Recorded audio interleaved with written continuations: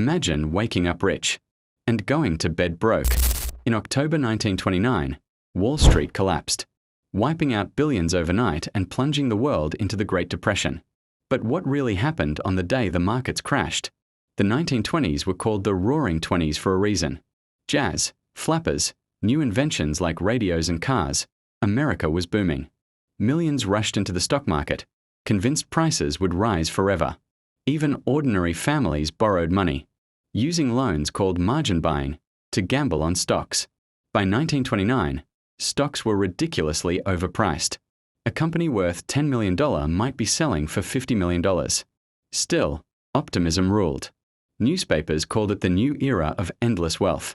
Behind the scenes, some bankers and economists warned it couldn't last, but few listened. Then came the shock. On October 24th, known as Black Thursday, panic hit. Millions of shares were dumped in a single day. Crowds gathered outside the New York Stock Exchange, watching chaos unfold. A group of bankers tried to calm the storm by buying stocks.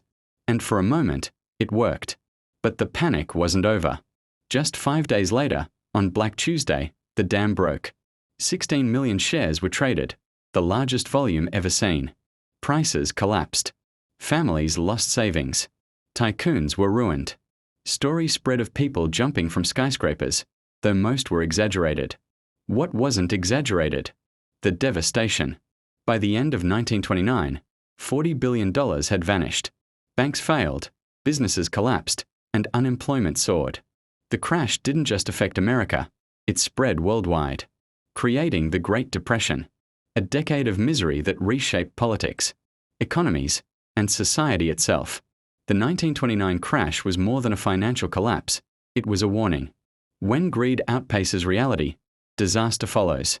Wall Street's fall reminds us, markets can make empires, but they can also destroy them, overnight.